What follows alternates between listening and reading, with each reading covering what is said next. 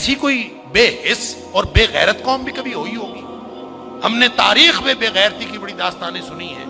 مجھے تو سمجھ نہیں آتی ملی غیرت کدھر چلی گئی، دینی غیرت کہاں چلی گئی. ہم پتہ نہیں زندہ ہیں، ہمارا زندہ رہنا جرم ہے اگر ہم ان کی مدد نہیں کر سکتے.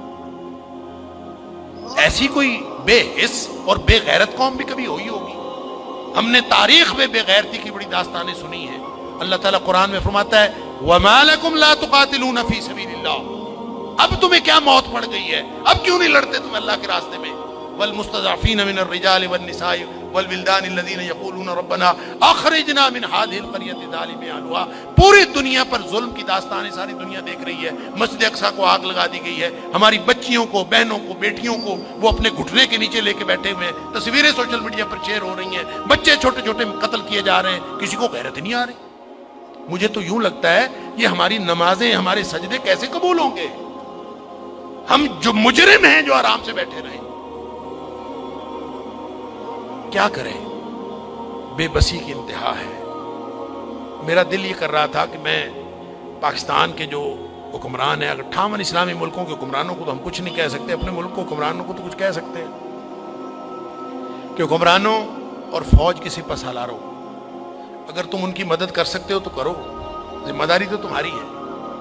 نہیں کر سکتے نا تو ہمیں ایک جہاز میں بھر کے وہاں بھیج دو.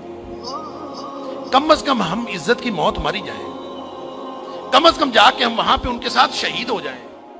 اللہ کو قیامت کے دن ہم اور نبی کریم صلی اللہ علیہ وسلم کو چہرہ دکھانے کے تو قابل ہو کہ اللہ ہمیں غیرت تھی، ہمارے اندر کو ملی اور دینی غیرت تھی. تو دعائیں ہو رہی ہیں، وہ کوئی کہہ رہا ہے کہ اللہ تو کو ابھی ابابیل بھیج دے اور ان کا فوج کی مدد کر دے، کوئی دعائیں کر رہا ہے، کوئی دعائیں کر رہا ہے. اس طرح کے لوگوں کی دعائیں اللہ قبول کوئی نہیں کرتا. دعاؤں کے لیے بھی غیرت کی ضرورت ہے. آپ پہلے قدم اٹھائیں پھر اللہ سے دعا کریں. وہ بیچارے ساری ساری رات وہ لڑتے ہیں ان کے سامنے، دعا تو ان کی ہے. اور اللہ نے یہ آزمائش میں سمجھتا ہوں ان کی نہیں ہے، وہ تو جنتی ہیں، وہ تو انشاءاللہ بخشے ہوئے ہیں. آزمائش یہ باقی ساری دنیا کی ہے، ہم ان کی وجہ سے مجرم بن رہے ہیں. اللہ تعالیٰ معاف فرمائے. تو یہ جب قاری صاحب پڑھ رہے تھے تو مجھے خیال آ رہا تھا کہ اللہ ان بیچاروں کے پاس طاقت نہیں ہے، وہ پتھر اکٹھے کر کے بیٹھے ہیں. توپوں بندوقوں کا مقابلہ پتھروں سے کیسے ہوگا؟ یا اللہ تو ابابیل بھیج دے. اور تو جس نے ابرہہ کو اور اس کے لشکر کو تباہ و برباد کر دیا تھا، اللہ اس دور جدید کے ابرہہ کو جو ہماری مسجد اقصیٰ کو تباہ کرنے کے لیے آیا ہے اور پوری ملت اسلامیہ دہشت گرد پھر مسلمانوں کو کہا جا، بدبخت پوری دنیا میں بدترین دہشت گردی کرتے ہیں اور پھر بات کرتے ہیں مسلمانوں کی دہشت گردی کرتے ہیں. میں تو سمجھتا ہوں پورے 58 اسلامی ملکوں کو اعلان جنگ کر دینا چاہیے، لڑتے لڑتے مر جانا چاہیے. اس زندگی سے وہ موت بہتر ہے. ہم نے کیا کیا ہوا ہے؟ کیسی زندگی، کیسا دین، کیا کلمہ پڑا ہوا ہے ہم نے، کیسی قرآن کی باتیں، کیا قرآن کے دروس.